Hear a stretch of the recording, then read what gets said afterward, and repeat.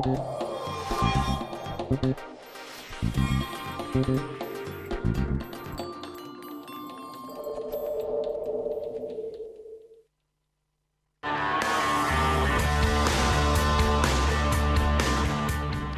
de las muchas novedades que han ocurrido en la economía argentina en los últimos días ha sido la reaparición del INDEC.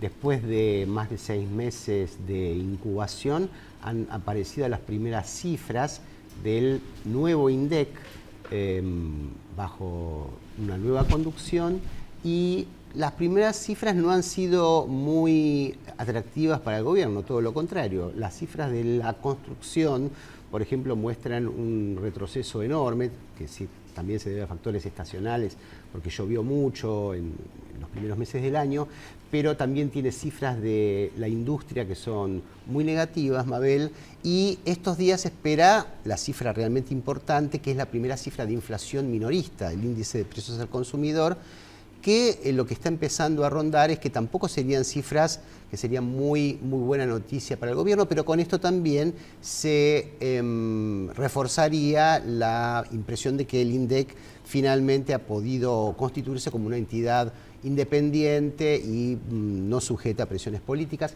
De cualquier forma, este será el tema de esta noche en Asuntos Públicos y, bueno, está todo el mundo preocupado porque todavía están digiriendo los aumentos de tarifas, ¿no? Es que son bastante indigestos los aumentos de tarifas, porque fueron todas las tarifas juntas al mismo tiempo, y el impulso que se le da a la inflación con este aumento de tarifas es innegable e imposible de ocultar.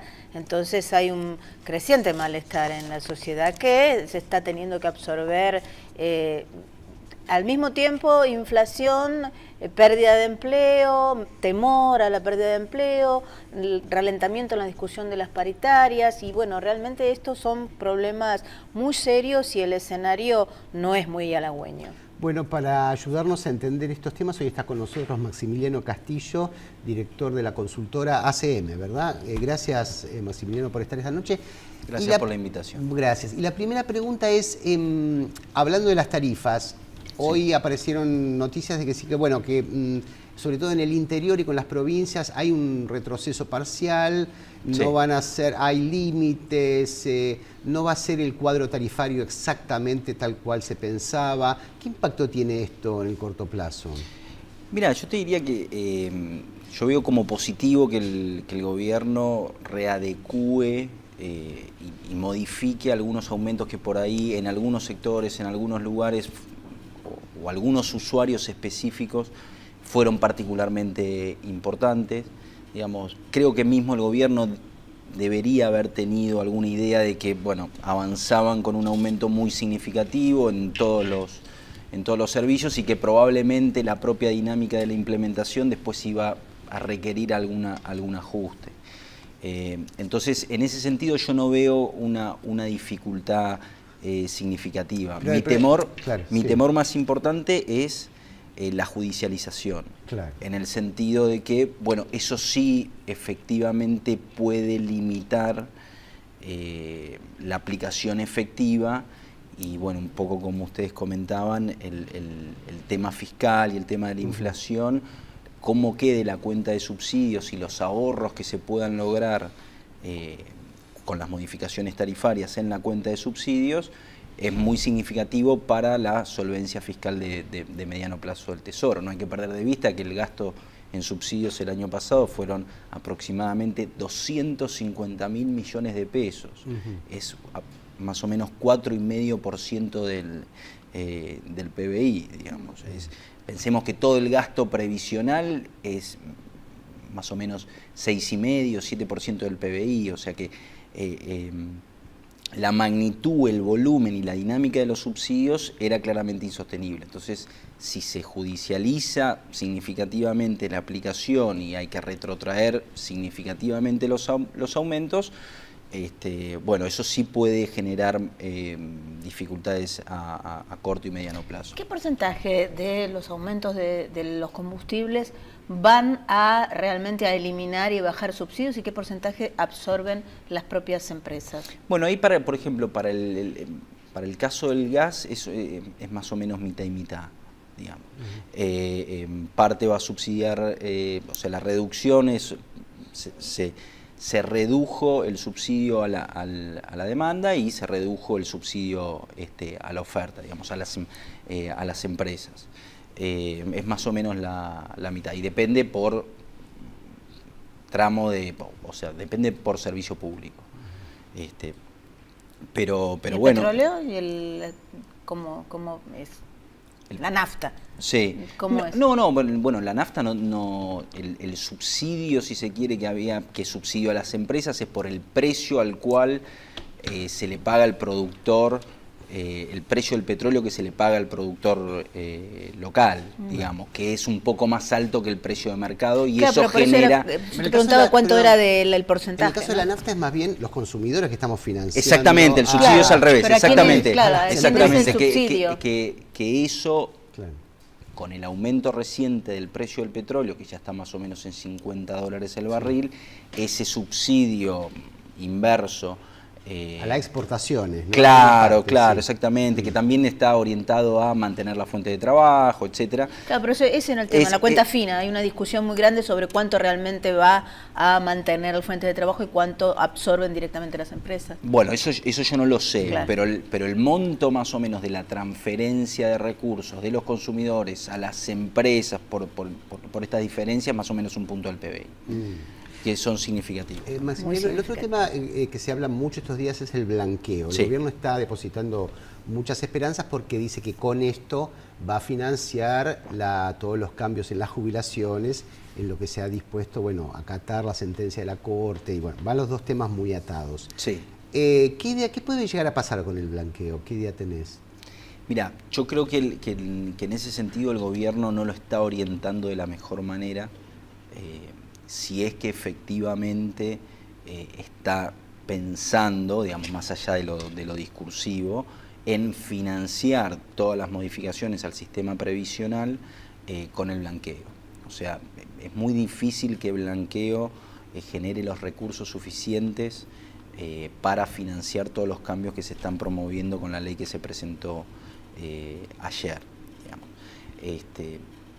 De hecho, me parece que el gobierno es bien consciente de esa situación y por eso el propio proyecto de ley implementó una comisión que tiene que estudiar todo el sistema previsional y tiene que hacer en el plazo de 3 años una nueva propuesta en general de reforma del sistema previsional para darle sostenibilidad a largo plazo, digamos. Entonces me parece que el gobierno es bien consciente que el blanqueo no van a dar los recursos suficientes como para financiar todos estos. Sin embargo, no lo plantea así. Bueno, eso es una cuestión más, claro, si se quiere, de estrategia política, digamos, también es un poco... Sí, quienes entran y quienes no, es decir, funcionarios, y ahora una de las cosas que se ha excluido son los proveedores del Estado en el blanqueo, que es un tema importante, ¿no? No, bueno, pero eso es otra dimensión, ¿no? Me parece que ahí es la cuestión de los funcionarios, que uno, la verdad, no entiende por qué incluso se especuló con incluirlos a los funcionarios en un posible blanqueo, digamos. Era una condición que era mucho más laxa, si hubiera sido así, era mucho más laxa que la que el propio blanqueo que se planteó en el año 2013, que ya era muy controvertido, excluía a los... de todas maneras, yo creo que esos puntos van a ser muy discutidos ahora en el trámite del proyecto durante el Congreso. Me da la sensación de que las exclusiones, en lugar de reducirse, probablemente se amplíe al Poder Judicial, al Poder Legislativo, digamos. Me parece que en ese aspecto lo mejor hubiera sido ser bien restrictivo. Pero las primeras cifras hablaban de 50, 60 mil millones de dólares que entrarían en el blanqueo. ¿Vos pensás que puede acercarse a esto? Yo creo que no. Yo creo que no. O si, para mirarlo de otra manera, creo que sería un éxito muy importante, pero muy, muy importante, que se consiga blanquear el 10% del PBI de Argentina, digamos. Yo entiendo el argumento de muchos de mis colegas y políticos que dicen, bueno, pero Argentina tiene 250.000 millones de dólares en el exterior, entonces dice, bueno, hay una magnitud de recursos en el exterior que, bueno, pensar en 50.000 posiblemente no sea un monto tan ambicioso. Y mucho más por cómo han cambiado las condiciones internacionales, que, bueno, claramente tener activos no registrados en el resto del mundo es cada vez más difícil, digamos. Pero definitivamente la historia lo que muestra es que los blanqueos siempre son mucho más mediocres de lo que se preveía, e incluso en blanqueos de mucho tiempo, como fue el último, que duró desde 2013 hasta fin del año pasado. Y además porque no todos los activos que están en el exterior no están exteriorizados, digamos. Uno puede pensar en empresas o personas de muy altos recursos que probablemente esas personas tengan, si no todo, una proporción muy importante de sus activos exteriorizados, digamos. Entonces es muy difícil hacer... claro, no es que no es que esa cifra de 200.000 está toda en negro. Está toda en negro. Exactamente. Claro. Primero, no se sabe esa cifra... ¿Cuánto es exactamente? Pero supongamos por un momento que es un monto muy significativo, que seguramente lo es, pero no está claro que toda esa cifra sea en negro, digamos, y que no esté declarada, digamos. Claro, no hay datos oficiales, no hay forma de tener cruzamiento como para saber cuáles son de esos activos que están en el exterior blanqueados, activos que están legítimamente porque tributan. Dicen, uno puede tener una casa para el ex ministro de Economía que tenía una casa en Uruguay y probablemente la tenga declarada, digamos. Y eso entra dentro de los activos que estaban en el exterior, pero están completamente blanqueados. Todas las declaraciones de los funcionarios que han aparecido estos días, muchos de exactamente, ellos tienen activos en el exterior, que tienen acciones, que tienen bonos en el exterior, cuentas. Mismo el presidente. Mismo el presidente, más bien que se supone que eso está y están declarados, exactamente. Pero de nuevo, sin desconocer estas dificultades, lo cierto es que también el contexto internacional y con la aplicación que comienza a partir del año que viene de las nuevas regulaciones internacionales, de la OCDE, etcétera. Que obliga esas regulaciones, sería bueno decir, que obligan a blanquear. Claro, que facilitan el intercambio de información entre los agentes tributarios, digamos, entre los gobiernos, que antes solo se podía hacer por un pedido judicial, digamos, y en un caso muy puntual. Bueno, eso está generando una percepción de mayor riesgo en los contribuyentes que están en esta situación, y eso también puede impulsar una mayor participación en este blanqueo.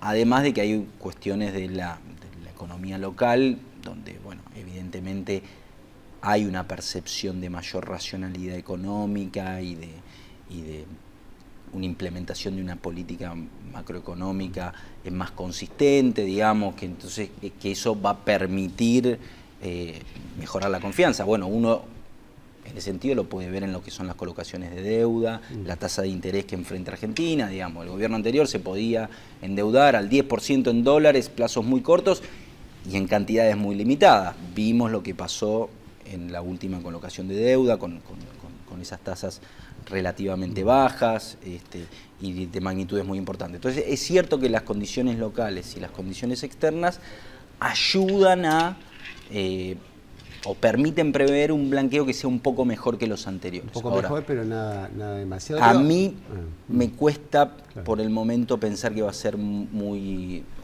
o del éxito que están en principio estimando las autoridades. Porque parece ser que, bueno, esto es interesante, pero lo vamos a charlar en el próximo bloque, ahora enseguida que volvamos.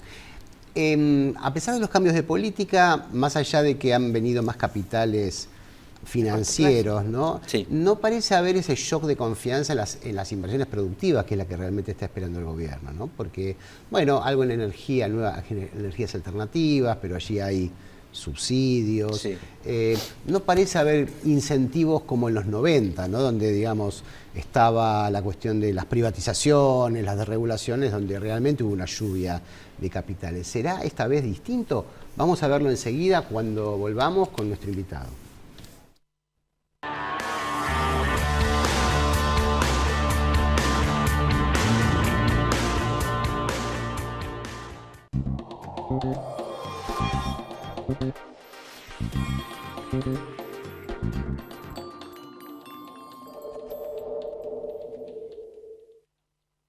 Auspicia este programa Banco Provincia.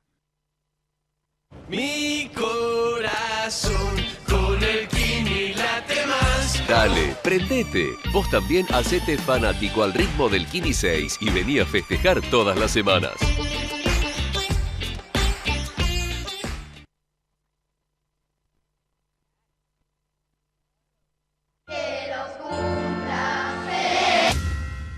Al cumplir 18 años, miles de jóvenes sin familia pueden quedarse en la calle. Sumate a Doncel y ayudarlos a tener un futuro, porque crecer no tiene que ser una amenaza. Aceitera General Dehesa, una empresa comprometida desde hace más de 65 años con el desarrollo del país y las generaciones futuras. Queremos estar con vos. Proyectemos juntos. Construyamos juntos. Progresemos juntos. Macro, tu banco cerca, siempre. Nosotros somos la ciudad que no para de avanzar. Nosotros somos la ciudad que no para de avanzar.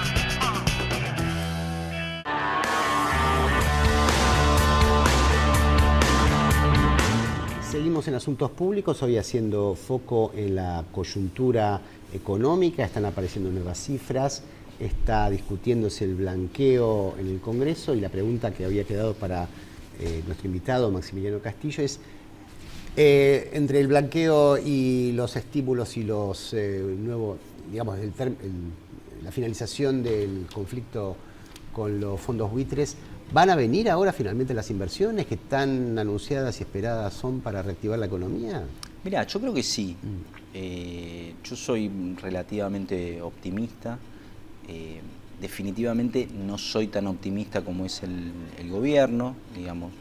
Creo que incluso en este momento se está poniendo mucha expectativa en lo que es la mejora del segundo semestre y no está tan claro que esa mejora se vaya a plasmar a partir de julio, digamos. Te diría que posiblemente eso no ocurra.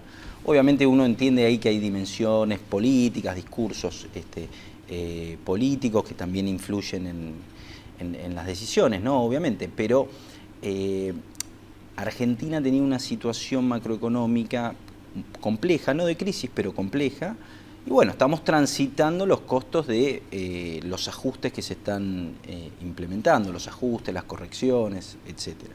Bueno, ¿tenían que ser así? ¿Eran inexorables? Yo creo que sí. Yo creo que sí. De eso no tengo dudas. Digamos, que había que atacar todos los temas que se están atacando, no tengo dudas. Ahora, después en la implementación, obviamente hay cosas que uno, con el diario del lunes, sentado acá, sin la dinámica de la gestión, uno tranquilamente puede decir, y sí, ¿cómo se están implementando los cambios en el INDEC? Claro. Y la verdad que ahí se dio una marcha, contramarcha, gente que llegó, que se fue. Estamos en junio y recién estamos empezando a tener un flujo de información nueva. Por ahí eso se podría haber implementado de una manera mejor. Lo mismo con la corrección de las tarifas. Claro. O sea, con las tarifas había que hacer algo. La idea de cierta improvisación. Claro, todas juntas al mismo tiempo en el mismo mes. Claro, pero ahí bueno está ese argumento que dice, bueno, todas juntas al mismo tiempo. Claro. Otro te puede decir un argumento, no, bueno, si no estás todos los meses dando una mala noticia. Claro. O sea, lo que no hay que perder de vista es que cuando la economía se tiene que corregir y se tiene que ajustar, ninguna solución está exenta de costos. Ahora, lo que está apareciendo también con el tema de las tarifas, y después terminamos con esto, es que importantes receptores de las tarifas subsidiadas eran empresas, por ejemplo, los hoteles de Bariloche, que exportan servicios, digamos. es una industria exportadora, de alguna manera decía, bueno, si el tipo de cambio no te favorece, por lo menos tus costos estaban subsidiados. Lo que ha salido a la superficie con eso es que, o el negocio, pequeño comercio, no sé, una heladería. Las pymes. Las pymes. Que era más complejo, De todo digamos, tipo de es un actividades que no se pueden sostener. precio de los combustibles, es un insumo, digamos, de la energía, es un insumo clave en la producción de múltiples. Sí. Y es bastante inelástico, no es tan elástico como dice el ministro. Es decir, Claro. si no, el consumidor le parece caro, no consuma. No moverse es dificilísimo. No, totalmente. Falta un economista de la energía ahí, digamos, me parece. No, el bueno, ministerio. de nuevo, yo creo que en vez de ingenieros, no hay que perder de vista esto que de alguna manera el gobierno me parece que avanzó y sabe que ahora tiene que retroceder un poco. Uno también puede hacer el argumento, mirá, si no avanzaba tanto, por ahí algo tenía que retroceder y termino retrocediendo. Bien. De nuevo, o sea, no quiero eximir de errores, simplemente lo que quiero decir es que podemos discutir mejoras en la implementación. Bien. O podemos discutir digamos, el camino, o sea, digamos, la corrección de las tarifas, la corrección del déficit fiscal, los holdouts, el INDEC, el tipo de cambio, el cepo, etcétera, son cosas que había que hacer y había que hacer rápido. Después, ¿cómo se hace? Después, obviamente, yo no soy un especialista en energía ni en tarifas de servicios públicos, y obviamente hay caminos que los especialistas señalan que podría haber sido mejor. Pero eso es otra discusión. Me parece que la discusión más, o una discusión muy relevante, si había que tomar este camino. Y yo definitivamente creo que sí. Sí, probablemente si hubiera ganado el otro candidato también hubiera. Bueno, es lo que dicen los economistas de los Ahora, hay candidatos. otro tema más de fondo, más estructural, ¿no? Porque uno escucha al presidente del Banco Central, Sturzenegger, que está haciendo una política fuertemente contractiva de la cantidad de dinero. Pero por otro lado ve señales en el área fiscal, donde ahora se van a dar aumentos muy importantes a jubilados, que van a ser, si se aprueba el paquete, van a ser permanentes. Sí. O sea, la política fiscal, lejos de ser contractiva, parece ser expansiva. ¿Cómo se compagina una política monetaria contractiva y una política fiscal expansiva? ¿Cuál es el resultado de este cóctel, digamos? Bueno, el punto ahí es que no es tan obvio que la política fiscal que se esté implementando hoy sea tan expansiva. O sea, cuando uno ve la ejecución presupuestaria del gobierno nacional de los primeros 4 meses... Sí, fue subejecutado también, ¿no? Sí. Bueno, ok, empecemos por lo primero. La política fiscal, lo que te marcó fue un ajuste importante. Sí. O sea, el año pasado, para poner un número, el año pasado el gasto primario creció 35%, los primeros 4 meses está creciendo 24%. Y se revirtió la tendencia que había antes, en la cual el gasto crecía a un ritmo más alto que la recaudación. Hoy la situación es distinta, y la diferencia entre el crecimiento de la recaudación tributaria, que está en torno al 32%, y el crecimiento de los recursos, de los gastos, que es en torno al 24%, es muy importante. Ahora, no comparto que se esté subejecutando en el sentido de que se esté acumulando deuda flotante. El crecimiento del gasto en términos de vengados, o sea, lo que se va comprometiendo del gasto, aumenta al mismo ritmo que lo que se paga. Entonces no se está bajando la deuda flotante, pero tampoco está subiendo. Yo digo, es una sensación, porque los titulares de algunos diarios los últimos días fueron: el gobierno apunta a un boom en la inversión pública. Claro. Bueno, esto es gasto. Claro, ¿no? sí. ¿No? Uno dice, quieren que la economía se reactive gastando. Digamos. Sí. Algo de racionalidad económica también muy básica, ¿no? Está bien. De algo muy básico. Si contraes, claro, pero por eso vamos a la señal sigue contractiva de la recesión. Pero por eso, separemos el discurso de los datos. Bien. Entonces, los datos son los datos. Y lo que vimos es que la política fiscal en los primeros meses fue incluso más dura de lo que se preveía. Sí. Ajá. Entonces, por estas cuestiones que te digo, recaudación crece más que el gasto está muy contenido, solamente crece en donde es inflexible, que son salarios, jubilaciones, En los subsidios estamos viendo un ajuste importante, en los subsidios económicos, la obra pública no crece, las transferencias a provincias no crecen, un gasto en obra pública que se mantiene en términos nominales con una inflación del 35, 40%. Y eso tuvo un impacto en la construcción y tuvo un impacto claro, en el empleo muy sí, fuerte. Claro que sí, pero por eso entonces la política fiscal también ha sido dura en estos primeros. Buenísimo. Lo que ocurre es que el gobierno está tomando medidas que a mediano plazo, y no te diría en este segundo semestre de 2016, sino más bien el año próximo, y en los próximos años van a tener un impacto significativo. Buenísimo. Maximiliano, te agradezco muchísimo. Antes de terminar el programa, nos queda un minuto. Como este programa se llama Asuntos Públicos, hay un asunto público de muchísima importancia. Mañana va a haber una marcha por el movimiento Ni Una Menos, y de eso, Mabel, vas a hablar este minuto que nos queda. Sí, bueno, mañana se cumple un año de la primera marcha que se organizó por el Ni Una Menos contra la violencia de género tan extendida en el país y en la región, ¿no? Es un problema que está creciendo en el mundo como problema y como respuesta de las mujeres organizadas, y no solo las mujeres, y los hombres conscientes frente a lo que significan los feminicidios, la violencia familiar, la violencia doméstica, la violencia de género generalizada, porque esto tiene desde estar en contra de los feminicidios, que se registran todos los días, y una tasa escalofriante de hombres que asesinan a sus excompañeras, mujeres, que se da y atraviesa los distintos sectores sociales.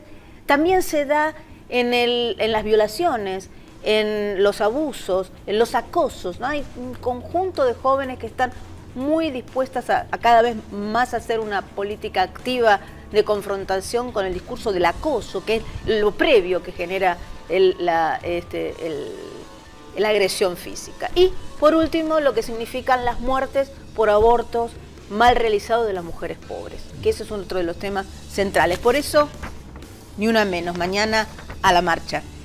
Bueno, muy bien. Muchas gracias. Gracias, Maximiliano Castillo, por haber estado esta noche, y a ustedes por acompañarnos. Esto fue Asuntos Públicos.